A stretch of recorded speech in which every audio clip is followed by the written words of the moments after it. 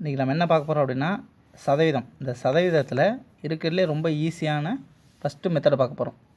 ரவியின் மாத வருமானம் 15,000 ரூபாய். அவர் சேமிக்கும் தொகை வந்து 1500. அவரோட சேமிப்பு மற்றும் செலவின் சதவீதம் என்னன்னு கேட்குறாங்க. என்றைக்குமே சதவீதம் கணக்கை பொறுத்த வரையிலும் கொடுக்கப்பட்ட மதிப்பிலிருந்து நாம் 1% மதிப்பு எவ்வளோ அல்லது 1% எவ்வளோ ரூபாய் அப்படிங்கிறத நம்ம கண்டுபிடிச்சிட்டோம் அப்படின்னா, இல்லை 1%ங்கிறது எத்தனை எண்ணிக்கை அப்படிங்கிறத நம்ம கண்டுபிடிச்சிட்டோம் அப்படின்னா, அவங்க எத்தனை சதவீதம் கேட்டாலும் சரி, எத்தனை மதிப்பு கேட்டாலும் சரி, ரொம்ப ஈஸியாக நம்ம கண்டுபிடிச்சலாம். இன்றைக்கி நம்ம பார்க்குறது அதேமாதிரி தான்.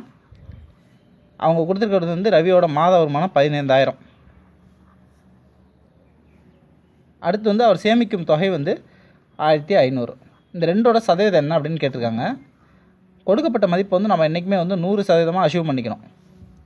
100% அச்சீவ் பண்ணிக்கிட்டு இதிலேருந்து நம்ம வந்து 1% கண்டுபிடிக்கணும். 1% கண்டுபிடிக்க என்ன செய்யணும்னா, கொடுக்கப்பட்ட மதிப்பிலிருந்து 100ஆல் வகுத்தோம் அப்படின்னா 1% கிடைக்கும். அப்போ 150 ரூபாய் அப்படிங்கிறது தான் நமக்கு வந்து 1%.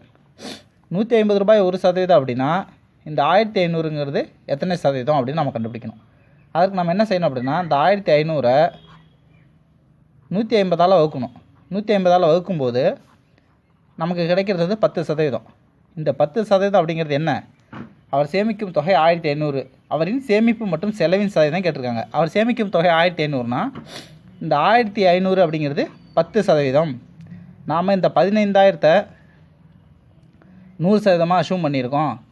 இந்த 15,000 100% அச்சீவ் பண்ணியிருக்கோம். இந்த 15,000 100% அச்சீவ் பண்ணியிருக்கும்போது இந்த 1500 ரூபாய்ங்கிறது 10%. ஸோ நாம் இப்போ என்ன கண்டுபிடிச்சிருக்கோம் அப்படின்னா, மொத்த சதவீதம் 100, சேமிப்பின் சதவீதம் வந்து 10%. அதிலிருந்து கழிக்கும்போது நமக்கு கிடைக்கக்கூடியது இந்த 13,500 அப்படிங்கிற மதிப்பு வந்து 90%. ஸோ அவரோட செலவின் சதவீதம் 90%, சேமிப்பின் சதவீதம் 10%. இப்படி தான் கண்டுபிடிக்கணும். என்றைக்குமே சதவீதத்தை பொறுத்தவரையிலையும் எந்த வித ஃபார்முலாவும் யூஸ் பண்ண தேவையில்ல. அது எந்த கணக்காக இருந்தாலும் சரி. இதை வந்து ஆரம்பத்தில் நாம் வந்து ஒரு 2-3 கணக்கு போட்டு பார்த்துட்டோம் அப்படின்னா உங்களுக்கு ரொம்ப ஈஸியாக இருக்கும். அடுத்த கணக்கு பார்ப்போம். அதுக்கு அடுத்து உங்களுக்கு வந்து என்ன இதே டைப்பில் வந்து ஒரு 2 கணக்கு நான் கொடுக்குறேன். நீங்கள் அதை வந்து ஒர்க் அவுட் பண்ணி பாருங்கள். அதோட ஆன்சர் வந்து கமெண்ட்ஸில் சொல்லுங்கள். அதுக்கடுத்து மறுநாள் வந்து அந்த கணக்குக்கான விடையை பார்ப்போம். நன்றி.